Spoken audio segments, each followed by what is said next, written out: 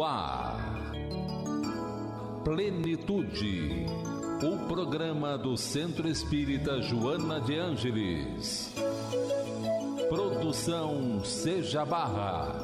Apresentação Iraci Campos.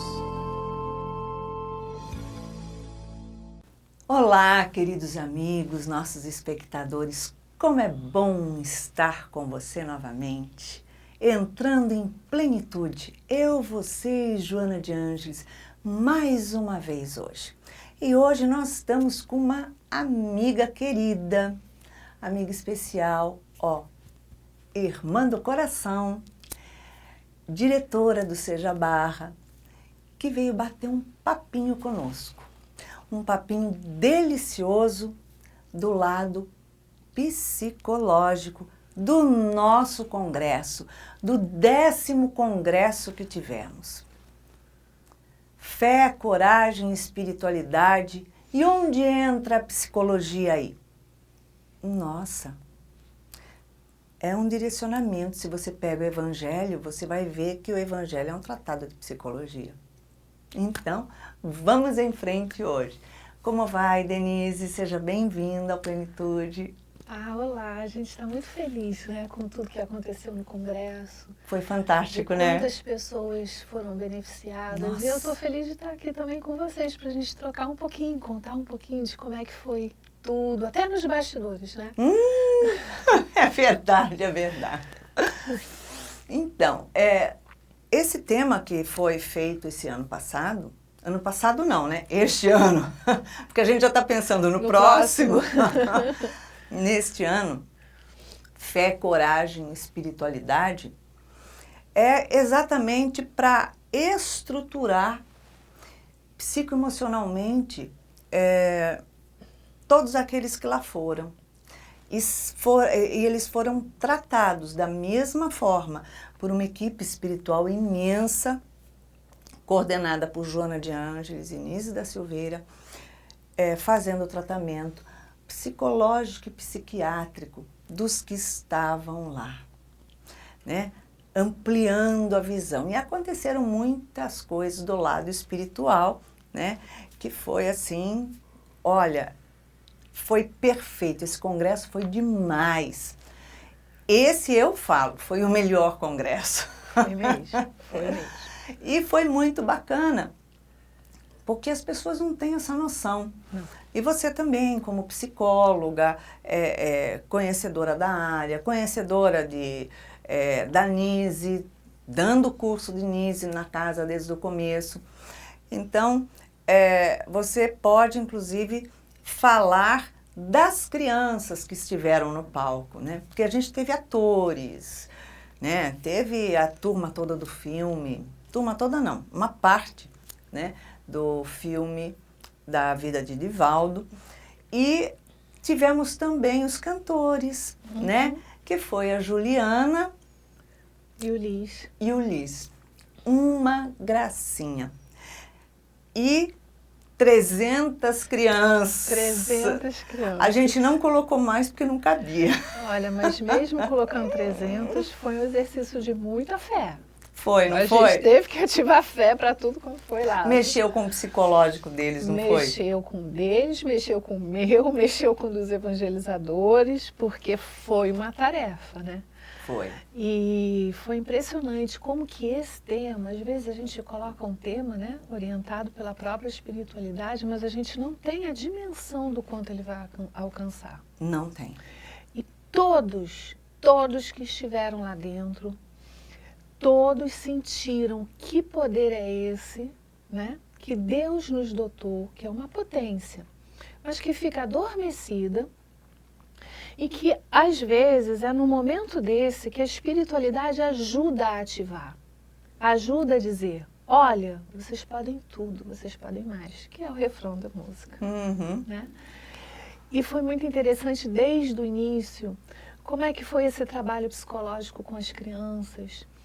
No início ninguém queria, né? Tava todo mundo meio assim, para que cantar? O que vai ser isso? Elas cansavam na hora dos ensaios, faziam muita bagunça, 300 crianças juntas. Gente, eu não reconheci. É uma explosão de energia. Imagina eles confinados num palco. Exatamente. Você fala, e a coisa pega. E aí eles foram digerindo a letra da música, entendendo o propósito, entendendo o que quer dizer fé, coragem e a espiritualidade de cada um deles. E foi muito interessante, Iracy, porque psicologicamente mudou muita coisa. O Ceará, depois do congresso, as crianças estavam com a autoestima lá em cima, sabe? Foi dado voz para eles cantarem, mas não só o canto, para dizer, nós estamos aqui. Existimos. Nós existimos e precisamos da sua ajuda. E nós estamos aqui para fazer um outro futuro, mas a gente precisa estar junto. Exatamente. Eles entraram com tanta fé, sabendo, desde o menorzinho até do maiorzinho, que o que eles iam fazer lá era passar uma mensagem para todos os que estavam ali e dizer, é preciso fazer o educandário e nós queremos estudar. Nós queremos mudar o planeta do nosso pedacinho. Mesmo né? porque tem muitos ali que não estudam, porque não conseguiram vaga. Exato. E foi muito interessante a fala deles depois, né? Como é que mudou? A cabecinha deles, nossa, para onde a gente foi? Olha quantas pessoas estavam nos assistindo. Olha o que a gente pode fazer. Foi lindo demais. Olha no que a gente pode acreditar e quando a gente está junto, as coisas que podem acontecer de maravilhoso na nossa vida. Então eles já estão pensando em fazer banda de música, né? Que maravilha! Shows e não sei o quê, e cada um já está trabalhando o seu sonho pessoal, o que vai acreditar, se estudar nessa escola, quero ser médico, tia, quero ser engenheiro, agora eu acredito que eu posso ser, sabe? Então o psicológico deles mudou muito. E você vê assim, na verdade, mesmo, né? o esforço mesmo, ele não é tão grande, Iracy. Quando a gente coloca vontade, quando a gente coloca felicidade, quando a gente acredita em alguma coisa, se movimenta para fazer. Quando eu falei que ia colocar 300 crianças no palco, todo mundo me achou maluca, louca. Todo mundo. Eu acho que eu fui a única que comprei a ideia. Falei, vambora, né? Exatamente, porque foi assim, você fala, olha, vamos colocar metade, vamos colocar só 20. Falei, não, vamos colocar 300, vamos lá, vamos embora. E foi muito interessante, porque quando a gente chama de criança, a gente chama até os adolescentes, né? Sim. Que são as nossas crianças desde pequenininho. E que estão desse tamanho. E lá atrás, eles faziam os movimentos de criança, né? Uhum. Brincavam. E durante os ensaios, algum deles falava assim, tia, posso mudar a coreografia? Eu falava, o que você quer mudar? Olha, em vez de eu fazer assim, podemos fazer assim? Nessa parte, eu acho que vai ficar bonito. Eu falei, vamos embora. Então, assim, muita coisa Eles acabou contribuíram mesmo. sendo parte do que eles disseram que gostariam, de como eles gostariam de cantar a música, de como eles gostariam de se movimentar. Então, apesar da gente ter escolhido a música, ou ter inventado uma coisa ou outra, foi uma construção deles. Foi. Né? Completamente, porque quando a gente vinha ensaiar, você falava assim, meu Deus do céu, o que eu vou fazer agora? Acho que eu vou dar um tiro na cabeça, porque eu não vou poder ouvir isso, né? E Cada realmente, um cantando de uma forma. Nossa, quando essas crianças, estava eu e Edivaldo sentados ali nos bastidores, logo após, acho que é o autógrafo, né? Uhum. E começam a entrar as crianças, e eles começam a olhar para a gente, o respeito, o silêncio, o comportamento, não tinha erro. Eu fiquei olhando e falei, não são as mesmas crianças. Não foram. Falei, porque como é que eu vou falar aqui? Como é que eu vou gritar aqui? Silêncio! Porque você tem que falar mais alto para eles, né? Não podia usar microfone. Falei, ali atrás. Então, eles se comportaram desde o pequenininho até o maior. E aí, quando foi, a gente entrou e se posicionou, eu e o Edivaldo, tadinho, estava morrendo de dor, né? Ele se posicionou ali, as crianças quietas olhando. Mas é isso mesmo. Aí uma ou outra falava alguma coisa, porque um cutucava, não sei o quê. Eu olhava, acabou. Mas no dia, alguma coisa aconteceu ali. É por isso que quando a gente fala que o congresso acontece muito além do que nossos olhos veem, Nossa Senhora. isso é uma grande verdade. E aí, por isso, a espiritualidade dentro do tema do congresso. Tiveram situações incríveis. Um menininho, desse tamanho, muito pequenininho, a gente estava muito preocupado com ele porque ele é extremamente sensível. Então, nos ensaios, ele cansava, ele ficava. E ele, com a sensibilidade dele, qualquer briga, barulho ou qualquer coisa incomoda e ele trava e ele não quer mais fazer. E a gente estava preocupado com ele no palco, como é que ele ia reagir a todas aquelas pessoas e tal. E nesse dia ele chegou muito sério, né? Ele chegou sério e no camarim dele, que era dos pequenininhos, tinha um divã. E aí ele logo chegou sério, ele olhou pra gente, não quis conversa com ninguém. Deitou no divã e ficou ali. Botou as mãozinhas assim, a sensação que eu tinha que ele estava orando. Oh. E aí a gente falou assim, não vou falar o nome, mas... E aí, tá nervoso? Você acha que dá para entrar? Um momento. E aí ele continuou ali. E aí daqui a pouco a gente olhava de novo, ele super compenetrado. Você tem certeza que você quer entrar? Se não tiver, não tem problema. Eu estou bem. E aí a gente voltava a falar com ele, e ele aí teve um momento que ele falou assim, agora eu estou tranquilo. Vamos fazer acontecer. Viemos aqui para isso. Vamos fazer acontecer. E aí a gente ficou olhando assim, no vídeo, se você ver, ele está na linha de frente. Ele canta, era o que mais mexia os braços, ele falava, ele cantava, e ele botava a voz. Eu falei assim, gente, que coisa mais linda. E uma outra curiosidade era assim, que foi quando a gente precisou ter fé, né? Porque assim, como são muitos, é muito mais difícil de organizar. E a gente tinha um dos maiores desafios, por incrível que pareça, era na hora do palco botar eles na escadinha, do maior para o menor, em 7 fileiras, né? E em 7 cores. E fazer aquele degradê. Então, assim, a gente foi arrumando eles lá na garagem e foi botando. Com os maiores foi mais tranquilo, que os maiores já estavam mais ou menos... E com os pequenininhos não, porque eles se mexem, né? E as cores se misturam. E aí, de repente, quando eu olhei, eu falei assim, gente, estão fazendo 8 fileiras, de onde saiu tanta criança? Porque acho que faltou um ou outro no ensaio, e aí tinha mais uma fileira do que o normal. Eu falei, são só 7 fileiras, não cabe no palco. E aí eu falava, e todo mundo tentava arrumar, e eu falei, falta 3 minutos, vamos embora. E aí aquelas cores, né, que estavam se multiplicando e estavam saindo fora da arrumação que a gente queria. E aí eu olhei e ainda tinha uma fileira enorme de crianças sem a roupa. Aí eu vejo Camila tocar no meu ombro, né, que é uma das organizadoras, e diz assim, desce, tá na hora. Eu falei, não, por favor, me dá mais 5 minutos. Ela falou assim, não tem tempo, tem que ser disciplinado e cronometrado. E aí eu comecei a orar, assim, naquele momento eu falei, pedi Joana, Jesus, Meimei, Sheila, eu pedi a Francisca, todo mundo, né? Irmão Luiz, claro, que não falta nunca.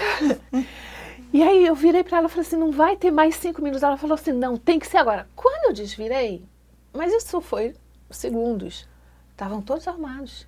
E as filas todas certas. Eu falei, como é que isso aconteceu? Eu virei e desvirei. Eu falei, não, algum fenômeno aconteceu aqui. E eles estavam muito oriçados. E aí, de repente, uma das crianças puxou a música. Todos acalmaram, se colocaram numa posição certinha. E aí um deles, dos maiores, falou assim, tia, a hora que você disser, estamos prontos. Eu falei, não estou acreditando nisso. Bom, eles entenderam, né? Eles brincam muito com a gente, provam a nossa paciência, mas no final, eu falei assim, então tudo bem.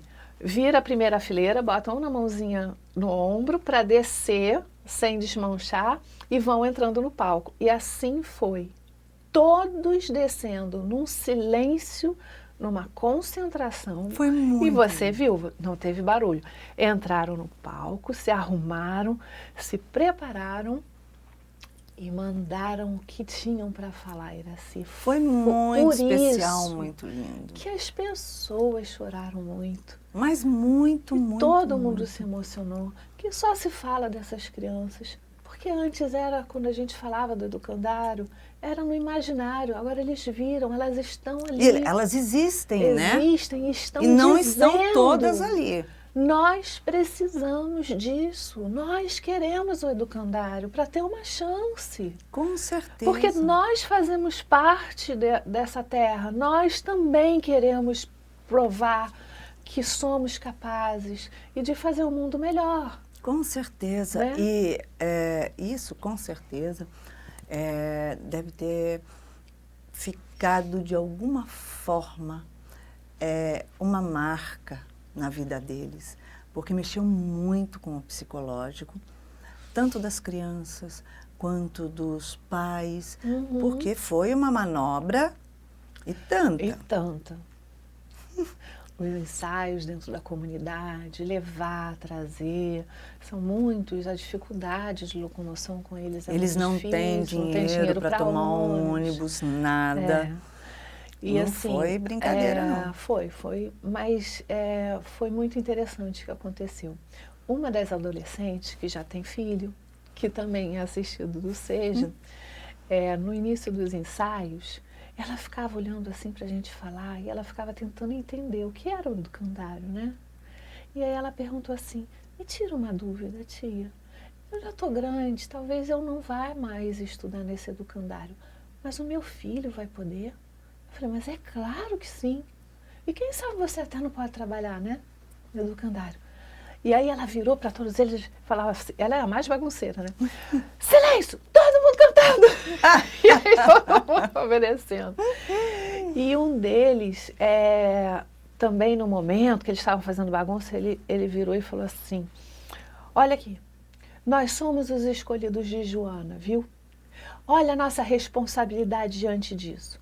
Esse educandário não é só pra gente, é para todo mundo que a gente conhece, que mora lá perto e que não tem a chance que a gente já está tendo de estar aqui no programa do SEJA.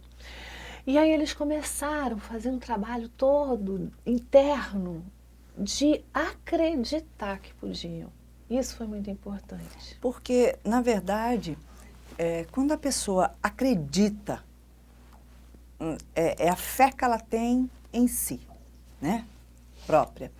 Quando ela acredita, ela vai, a chance dela de vencer, de superar, é fantástica, mas as pessoas geralmente não acreditam em si.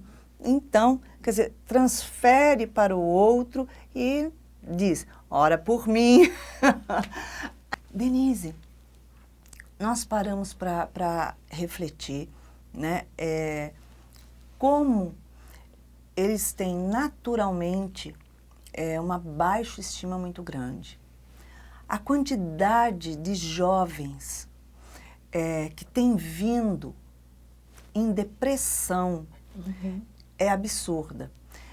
E a gente está falando do jovem, da classe média, da classe alta, e o oposto completamente, né? Da miséria, não é nem da pobreza, são os que vivem na miséria. Qual a diferença dessa depressão? De quem está lá tem tudo e de quem está aqui não tem nada. Então, Iraci, a gente percebe que o vazio existencial é muito grande. Quando a gente estava conversando numa das reuniões com os evangelizadores, a gente conversou sobre o que cada um sentiu quando estava trabalhando no congresso. Porque são pecinhas de uma grande engrenagem. Sim. Só funciona quando a gente faz as mãos unidas. Exatamente, a harmonia. Exato. E o sentimento era único, de uma grande realização. Essa capacidade de realização, quando você vai e faz acontecer, né? Porque você movimentou as suas forças e foi lá e mudou alguma coisa, que é claro que muda muito. Com certeza. traz uma realização pessoal muito grande. E eu perguntei para eles, quanto vocês ganharam para fazer isso? Nada. Ninguém ganhou um centavo. Muito pelo contrário, pagou. Porque para ajudar, para dar comida para todas as crianças, e passagem, isso e aquilo, e montar as roupas e não sei o quê, todo mundo ajuda. Sim, com certeza. Né? Então a realização não está no ter, está em ser. E ser o quê? Agente transformador. Exatamente. Quando a gente olha para os jovens, esses jovens de hoje, dessa classe social maior, tem tudo, né? Nossa. Tem o melhor iPhone, tem as melhores roupas. Só não tem a educação e Exato, nem o educador agindo. Não tem. Então os pais tentam dar tudo e tentar fazer com que aquela criança, aquele adolescente nunca sinta frustração nenhuma. Então ele cresce sem conseguir lidar com as suas frustrações. Então o que é viver num mundo que me frustra, mas eu não posso ser frustrado, e que nada me realiza, porque eu tenho tudo. Então ele não acostumou a servir, ele acostumou a ser servido. Exatamente. Mas a alegria está justamente no servir, que é quando você movimenta o seu amor ao próximo, sem pedir nada em troca. Exatamente. Então o vazio existencial, o estar no mundo e não ser útil, não fazer parte da beleza, né? É como os estudos espíritas nos ensinam. Não basta não fazer o mal, é preciso que faça o bem. Porque a falta de fazer o bem já é um mal em si. Então não adianta eu ficar reclamando do político, reclamando do governo, reclamando dos outros e eu não me movimentar para fazer alguma coisa. Exatamente. Porque é uma tarefa de todos, se estamos juntos. Então esses jovens sofrem com isso, eles não ficam felizes. De um outro lado, quando você vê quem não tem nada, né? E são solidários entre eles. São solidários, são os que mais se ajudam. Eles dividem o quase nada que tem. Eles são capazes de dividir. Às vezes a gente vê eles dividindo assim, conseguiram um bis. Aquele chocolatinho que a gente come a caixa inteira, né? Por isso que é bis. Eles repartem para o outro que está do lado não ficar sem. Então você vê atitudes que são muito bonitas, porque eles sentem a dor na pele. E onde mais se adotam filhos é dentro da comunidade. É dentro da comunidade. É dentro da comunidade, eles se ajudam. Eles não têm nada, a família inteira passa fome, mas ainda adota. Exato. Então eles tinham que se locomover e não tinham muito o que fazer, né? Porque estavam ocupadas, tinham as suas tarefas. Então elas se reuniam, quem que leva agora? Vamos todos. Os maiores, os mais velhos, tem problema se o responsável não for? Eu fico responsável por... Não tem problema, elas se ajudam. Elas se ajudam, dá um jeito, né? E isso é muito importante, porque essas crianças entrando para esse educandário, vendo que o esforço para construir o educandário é um esforço de uma multidão e todo mundo contribuindo de alguma forma um pouquinho, eles estão aprendendo ainda mais a valorizar o potencial que eles têm dentro deles, né? E se tornarem no dia de amanhã agentes multiplicadores. Exatamente. Dentro da própria comunidade. Dentro da própria comunidade. É o que a gente sempre fala. Se uma criança passa de 7 da manhã às 7 da noite dentro de uma escola, aonde ela recebe educação moral, a educação que vai fazer com que eles tenham a chance, né, de serem instruídos, seja nas matérias todas, básicas, seja em línguas, em música, em artes, em esportes, em computação, né, onde eles têm um dia todo de poder estar sendo educados. Então eles vão formando mentes fortes, que acreditam em si. Quando eles voltam para casa, mesmo que a casa deles esteja ainda num pensamento, né, daqueles ainda com falta de moral ou qualquer coisa parecida, eles passam a não aceitar. Então eles começam a fazer um movimento de mudança. Não, isso eu não aceito, não é assim. Elas ganham força. E um espírito, quando ganha força, quando começa a acreditar em si, Nossa. ele muda qualquer coisa. Só que ele muda pelo lado do bem. É diferente de uma criança começar a acreditar que tem força porque está junto dos traficantes e com uma arma na mão. Exatamente. Então você faz um movimento para o bem. E aí eles dizem não para quando acontece isso. Agora, você pega uma criança que não tem chance de nada, não é aceita pela sociedade, não tem como sobreviver, não tem alimento, e aí chega um traficante, dá uma arma e diz, agora você tem tudo, ela vai escolher o quê? Só se ela tiver um amparo, uma força, porque está trabalhando coisas das quais ela começa a acreditar nela. Exatamente.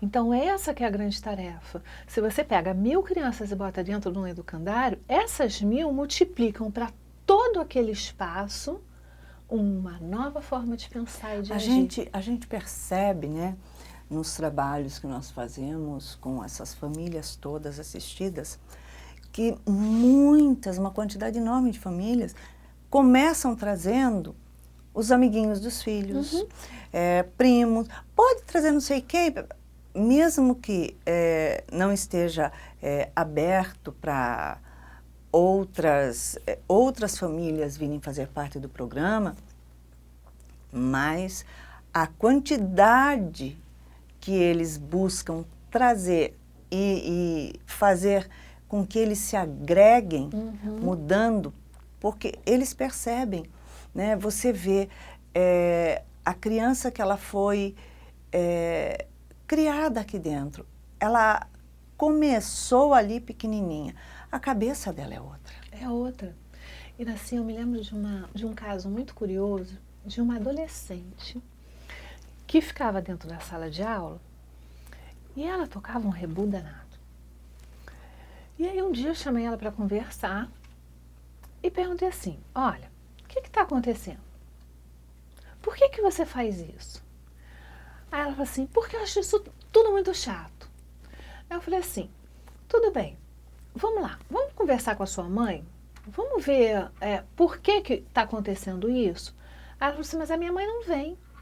Aí eu achei estranho, eu falei assim, sua mãe não vem, mas você sempre está aqui, cadê sua mãe? Ela falou assim, eu venho sozinha. Aí eu achei estranho, aí eu fui ver lá e realmente ela não estava na listagem dos assistidos. Aí eu falei assim, se você não está na listagem dos assistidos, ela não recebe nem os benefícios da cesta básica, nem nada. Nada. Aí eu falei, se ela não gosta, por que ela vem? Aí eu comecei a analisar o caso. Porque é óbvio que tá contradizendo. Um amigo trouxe, né? E ela não deixava de vir. É como se ela tivesse, através do rebu que ela estava fazendo, dando um grito de socorro. Estava chamando atenção. Estava chamando atenção. E aí a gente começou a trabalhar com ela, né? Olha, a gente está aqui do teu lado, o que é que está acontecendo, não sei o que. E a gente descobriu que em casa ela apanhava muito do irmão, muito do pai, muito da mãe. E aquilo causava uma revolta muito forte nela, né? Por isso ela era espancada, espancada. E aqui, em algum momento, ela sentiu que podia ser ajudada. E aí a gente começou a tentar trazer esta família e a começar a trabalhar com todos juntos. E olha, hoje ela só tem a agradecer, porque a família toda mudou. Ela não é mais espancada, as notas melhoraram. Hoje ela é a primeira da turma. Então, assim, você vê que esses jovens, muitas vezes, eles estão dizendo, socorro, me ajudem. Sim, né? porque é muito fácil falar que, olha só, tá morando na comunidade, é mais um pivete que vai ter. Gente, não é. Não é. Eu não venho de família rica. E não virei nenhuma pivete. Tá aí. Pois é, assim, não é... Às vezes as dificuldades, quando a gente diz até que fortalecem, é uma grande verdade, sabe?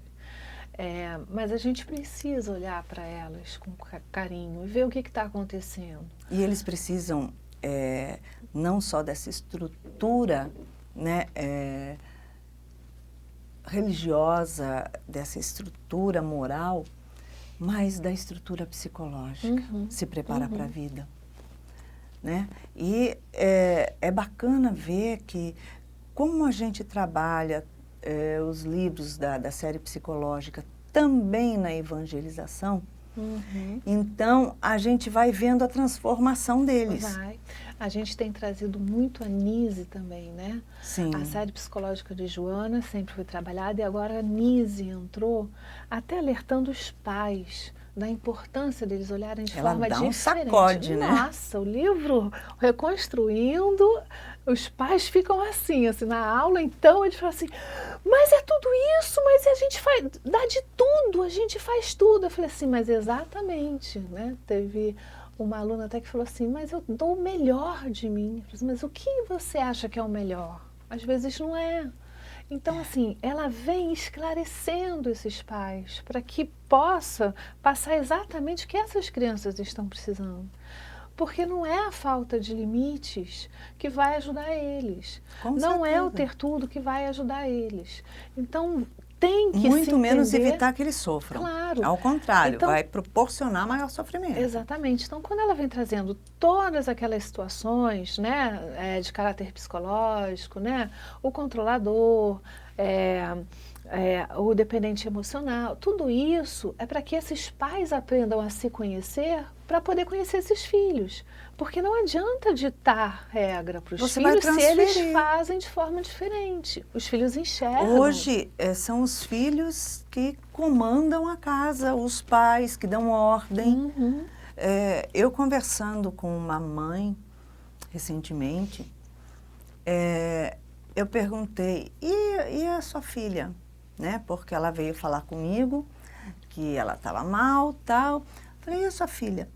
Então, ela não está vindo na evangelização. Eu falei assim, ué, e por que não? Porque ela não quer.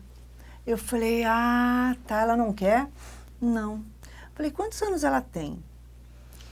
Acho que ela tá fazendo, ela está com 10, vai fazer 11, alguma coisa assim. Eu falei, ela trabalha? Ela falou, não, claro que não. Eu falei, ela estuda? Estuda.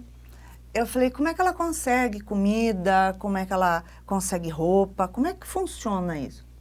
Ué, a gente dá, lógico, né? A gente dá tudo para ela. Eu falei, ela mora na tua casa? Mora. Eu falei, eu só queria dizer para você que quem toca a banda na tua casa é você, não é sua filha.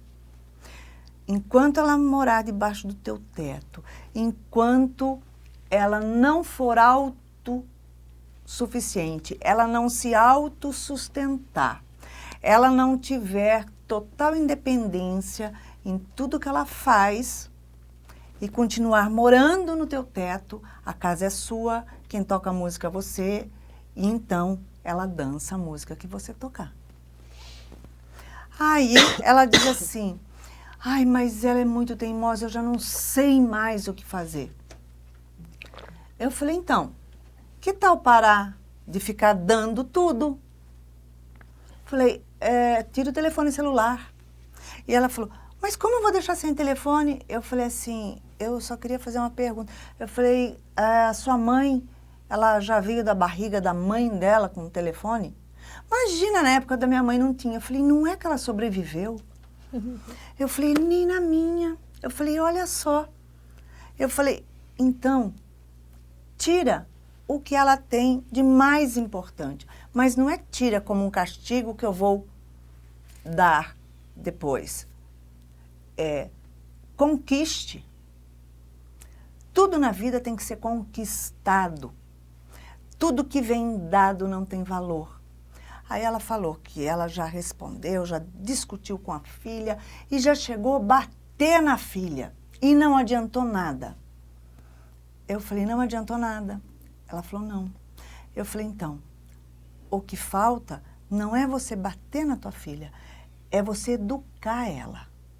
É mostrar para ela que você é que manda. Você é a mãe.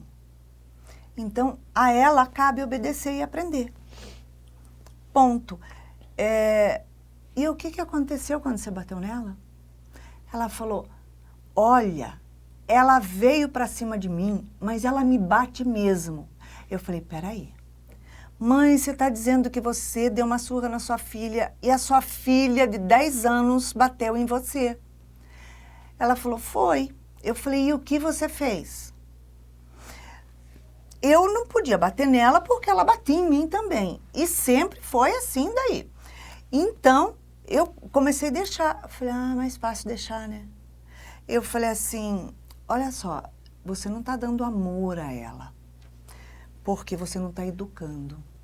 Porque dar amor é dizer sim e não. Enquadrar dentro daquilo. Eu falei, se uma filha, um filho meu, que fosse necessário eu dar uma palmada no traseiro, essa criança me virasse, dar um tapa, eu falei, ela perdia as mãos, os dentes, o pescoço, qualquer coisa. Eu falei, mas jamais eu ia permitir. Simplesmente não tem televisão, não tem videogame, não tem telefone, não tem computador. Você vai tirando. Na época que os meus irmãos, eu sou a caçula de 5 filhos, na época que os meus irmãos não obedeciam, não tinha telefone, não tinha computador, não existia, e mesmo que existisse, meus pais não tinham dinheiro para comprar. O que minha mãe fazia? Ela pegava uma roupa bem velha, rasgava mais ainda a roupa, guardava, escondia todas as cuecas do meu irmão, botava a calça rasgada nele, então aparecia um pedaço da bunda dele, não era moda a roupa rasgada, né? Vê se ele saía de casa, vê se ele desobedecia, entrava na linha, ia passar vergonha. Eu falei, agora se você pegar a mãe, rasgar a calça do seu filho na bunda, esconder as cuecas, entendeu? Expondo ele e falar, tudo bem, meu filho, você vai passar a noite na rua? Então vai. Tira calçado, tira tudo, quero ver ele sair descalço, quero ver ele ir. Então, o que você tem na mão, mesmo você não tendo nada, você tem como educar. E fala o seguinte, não é castigo, é conquista. Conquista a sua liberdade com a sua responsabilidade, com o respeito dentro de casa, né? Porque essa criança que com 10 anos, quais são todos os problemas psicológicos que ela tem? Ela tem vários. E o mundo não vai baixar a cabeça para ela. Não. O mundo é que vai bater nela. É isso mesmo. E aí você vai fazer o quê? Ela não vai ter estrutura espiritual e moral. Não. E aí é que ela vai sofrer. A evangelização não é um momento onde vem fazer uma horinha, né, para falar de Jesus. Não é só isso. É que Jesus traz uma estrutura, uma base para o espírito que fortalece, que mesmo que passem anos e anos, quando ele for precisar acessar através de dificuldades, de conflitos, ele vai encontrar essa base nele. Exatamente. Essa estrutura psicológica que vem do nosso maior psicólogo que já existiu, que é Jesus. Então, quando a gente traz para a evangelização, não é um se quiser. É a responsabilidade dos pais entender que essa parte precisa, tanto quanto aprender matemática, português e química. Ela é que vai trazer essa estrutura. Se está doente, está morrendo, você vai falar, não vou dar remédio que meu filho não quer tomar? Claro. Menina, você segura a boca dele e enfia a goela abaixo, mas ele toma. E a gente não pode esquecer, assim, que tem espíritos que vêm felizes, tem espíritos que dizem não, e é ali que mora o problema. Porque são espíritos ainda com revolta, ainda em negação, não querendo ouvir a palavra do Senhor, que, como dizem muitos, né, mas que que é aquela estrutura de ensinamentos que vai fortalecer, que vai te dar o caminho, a direção. O que eu faço, como eu escolho as situações da minha vida, né? Você só pode escolher aquilo que você sabe qual é o caminho. Se você teve a oportunidade de ser mãe e pai, não é para você falar que, olha só, eu sei fazer filho. É para você educar. Exatamente. E existe uma idade do desenvolvimento humano, que é dos 11 aos 20 anos, que é onde ele rompe com os pais emocionalmente para ir em busca daquilo que ele é. Ele vai buscar a identidade dele fora de casa. E é justamente ali que é o perigo, porque se ele não construiu isso na evangelização, aonde é que ele vai buscar isso? Nos amigos. Não tem. Mas os amigos não têm esse preparo. Então, os conselhos, o como ele vai viver, o efeito manada, né? Eu preciso fazer o que meus amigos fazem para estar inserido num grupo. E eu vou tentar me reconhecer com esses amigos. Se ele não tem uma estrutura forte, ele vai na maré. Com certeza. E que 100% das vezes não é muito boa. Com certeza. Né? Então, ali ele vai dizer, não, isso não está certo. Não interessa se todo mundo faz. Eu sei que não é legal. E escolhe o caminho certo. Porque ele foi dado base. A base é a estrutura, né? O espírito, ele vem com o seu esquecimento. Mas ele tem ali armazenado. Claro. Então, quando ele começa a formar a personalidade dele, ele vai agregar o que ele já trouxe também. Vai trazer e vai trazer com força, porque é justamente na Então, adolescência que explode. Se é quando é criança que a gente planta a semente para que aquilo seja o carro-chefe quando a água bater no traseiro e você tiver que andar e não quiser andar, aí ele vai ter onde correr. Ele fala, olha só, está doendo muito, eu estou sofrendo muito na minha vida. Eu preciso fazer alguma coisa. E aí ele vai lembrar. Vai lembrar. Eu falo, se minha mãe não tivesse me levado pelo braço na evangelização, eu nasci dentro do centro espírita. Mas quando chegava o domingo da evangelização, eu falava assim, mãe, eu não quero ir, mãe. Ela falava assim, mas por acaso eu te dei alguma opção para você responder que você não quer essa? Você acha que você tem essa escolha? Não, essa você Ela não falava tem. assim, não, vambora. Não perguntei se você queria ir, vambora. Mas é isso mesmo. E depois chegam aqui e se divertem, porque brincar com Jesus é ótimo. Eles acabam adorando. Chegam, às vezes, com o nariz torto e, de repente, vai vindo, porque é um grande tratamento, né? Tem a espiritualidade agindo ali. Vai relaxando, a revolta vai passando, aqueles nós energéticos vão se desatando e eles vão entendendo e vão acolhendo, porque o que é oferecido é bom. O espírito sente a melhora, se sente melhor, mesmo quando é um espírito mais revoltado. Né? E isso é muito importante, porque a gente está chegando no finalzinho do programa e eu acho que vale a pena falar que o próximo congresso já está aí. 16 de agosto de 2020, com Divaldo Franco, Rossandro Klinger, Alberto Almeida. Não vou contar mais. O resto vai ser surpresa. A gente já fez uma grande nesse. Não vou contar mais. Aguardem. Você pode comprar parcelado, você pode fazer um monte de coisa. Isso mesmo. É claro que o preço não vai ser o mesmo de quem comprou no congresso e quem comprar também agora não vai ser o mesmo preço de quem comprar lá na frente. Então, aproveite, não é isso? Aproveita e garante. Se rasgue, já que você não foi nesse, vá, entre no youtube.com/sejabarra e assista. Você vai ver como foi bom.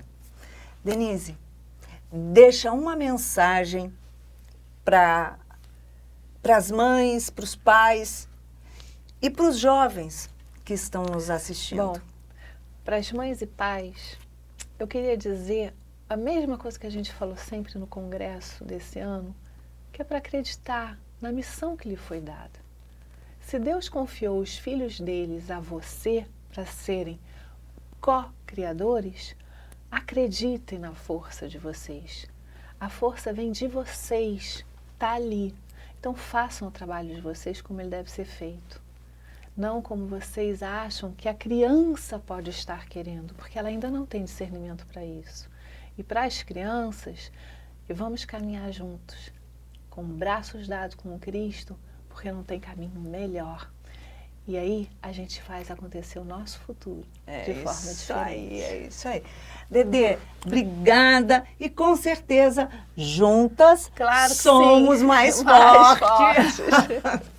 É isso. E para que você tenha uma semana deliciosa, nós duas aqui te deixamos um beijinho cor-de-rosa. Muita paz. Plenitude. Produção Seja Barra. Plenitude.